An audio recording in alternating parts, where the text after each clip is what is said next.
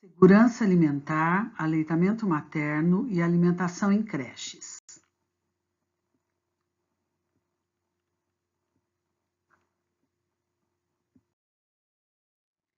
Este material foi elaborado por especialistas do Intersan, que é um centro de pesquisa da Unesp, interessado nas questões da segurança alimentar e nutricional. Tem como sede o campus de Botucatu. Nossa apresentação tem dois objetivos. O primeiro é produzir um material com linguagem acessível para ser usado como recurso pedagógico que demonstre por que o aleitamento materno é um dos pilares da segurança alimentar, quais os fatores que a influenciam e como podemos fazer para promovê-la. Recomendamos o uso pelos CONSEAs, escolas e grupos de mães.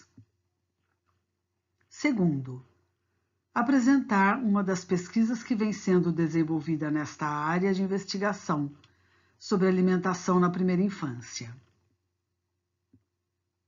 Este trabalho será apresentado em duas partes.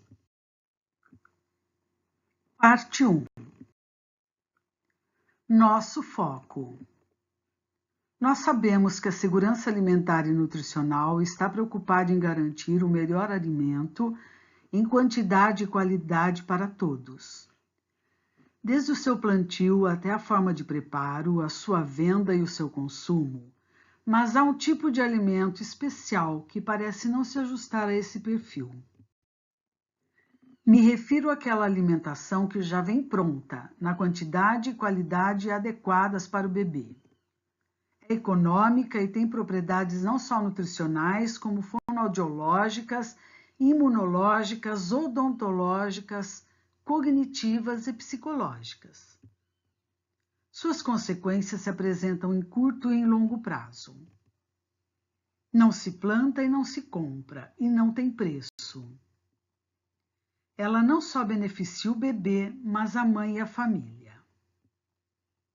Falamos do leite materno. A Organização Mundial de Saúde preconiza que o leite materno é o melhor alimento para o bebê de forma exclusiva até os 6 meses de vida e até os 2 anos ou mais de forma complementar. Você sabia que o aleitamento materno salva vidas? Para se ter uma ideia, mais de 10 milhões de crianças morrem por ano no mundo, por causas evitáveis, quase a população de São Paulo. 13% delas, com menos de 5 anos, poderiam sobreviver se lhes fosse garantido o aleitamento materno exclusivo. Mesmo na situação de segurança alimentar, o aleitamento materno é uma importante estratégia de sobrevivência.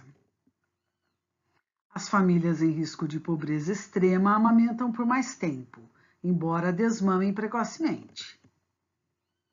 Embora seja nos países de baixa e média renda que aparecem as maiores taxas de amamentação, ela é importante para todos, independente de classe.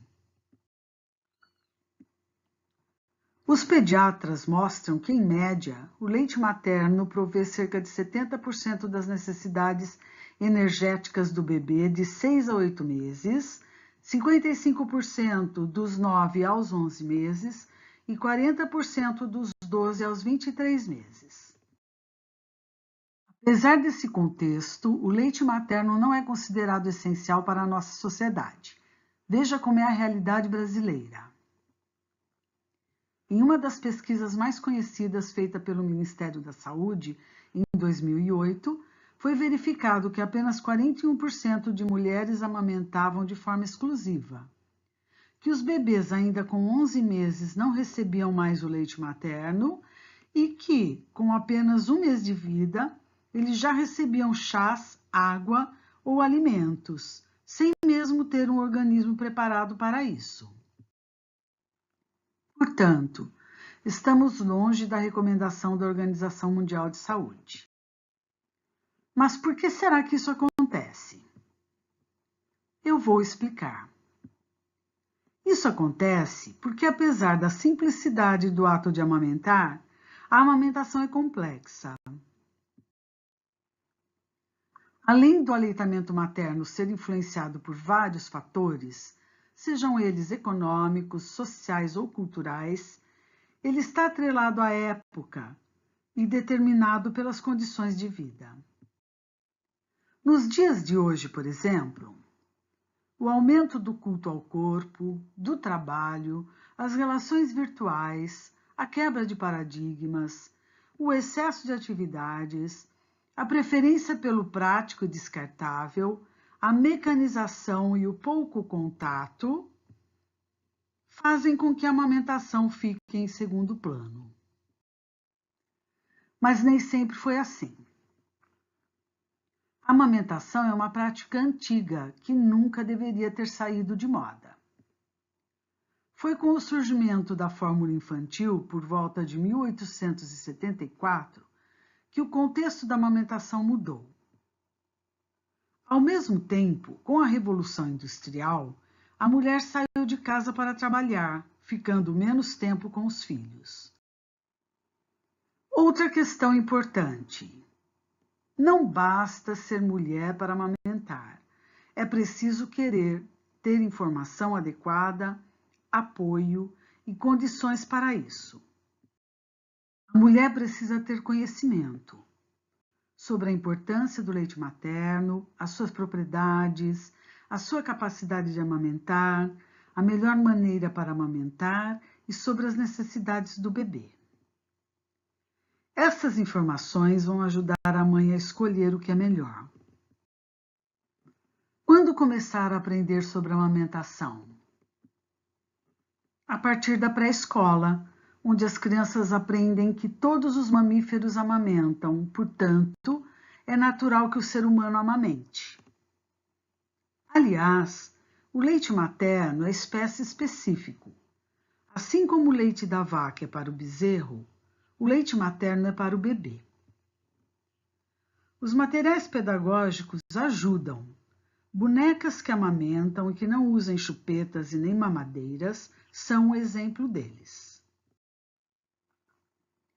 Concomitante à escola, as crianças observam como os pais e os avós se portam diante de uma situação de amamentação.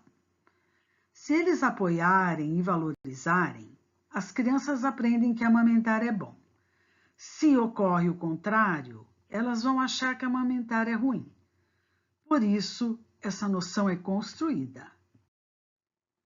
Durante o pré-natal, é neste período que as mulheres estão mais abertas a aprender esse tipo de conhecimento. O apoio da família e dos profissionais da saúde durante a amamentação é fundamental. É fato que atualmente a maioria das mulheres trabalha e ainda assume as tarefas domésticas. Assim fica difícil se dedicar à amamentação. Ela precisa de ajuda. Afinal, a amamentação envolve tempo, tranquilidade e paciência. É importante que a mulher conte com os profissionais da saúde para orientá-la nas horas de maior dificuldade, mas não prescrevendo uma fórmula. O patrão também pode apoiar. As leis trabalhistas garantem que a mãe continue a amamentar mesmo depois que retorne ao trabalho. A empresa pode ter uma sala de amamentação para a ordenha e conservação do leite materno. Assim, a mãe garante a amamentação exclusiva até os 6 meses de vida do bebê. A mídia também pode contribuir. Uma imagem vale mais do que 1000 palavras. Que o aleitamento materno seja mostrado e valorizado de todas as formas, na propaganda, na novela e nas notícias. O problema é que a amamentação não promove o consumo. Quanto mais mães amamentarem, mais diminuiremos a mortalidade e a morbidade infantil. Sem amamentação, não se garante a segurança alimentar na primeira infância. Por isso, precisamos rever a segurança alimentar das nossas crianças, você não acha? Deixo para você as referências utilizadas nesta apresentação.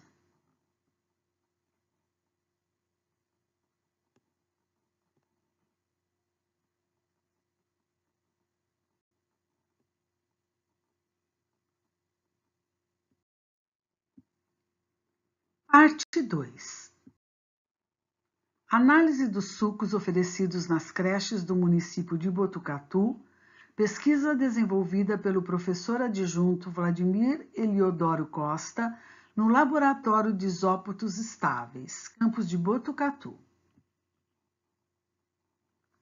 A intenção de apresentar essa pesquisa é mostrar um exemplo concreto na área de segurança alimentar no Intersan, que trata da alimentação infantil. Só lembrando que tão importante quanto a amamentação exclusiva é a alimentação complementar. Recomenda-se que se inicie aos 6 meses de forma gradativa e com alimentos naturais. No entanto, em muitas situações, são oferecidos alimentos processados ao bebê, que podem ser práticos, mas não são saudáveis. Então, vamos conhecer esse trabalho tão importante. Oi, meu nome é Natália, sou aluna da nutrição do 4º ano aqui da Unesp de Botucatu e eu faço parte do grupo do Intersan e sou orientada pelo professor Vladimir aqui do Centro de Isótopos Estáveis.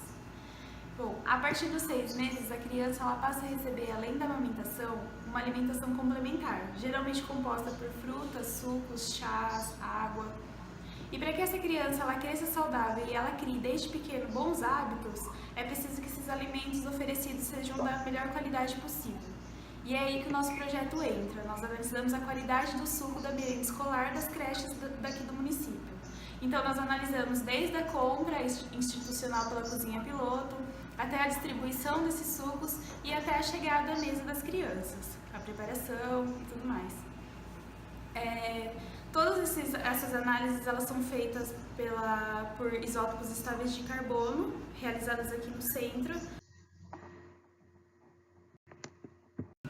Bom, então aqui nesse laboratório as amostras elas chegam e são identificadas e preparadas. E após essa preparação, elas são levadas ao espectrômetro de massa de razão isotópica para verificar possíveis alterações.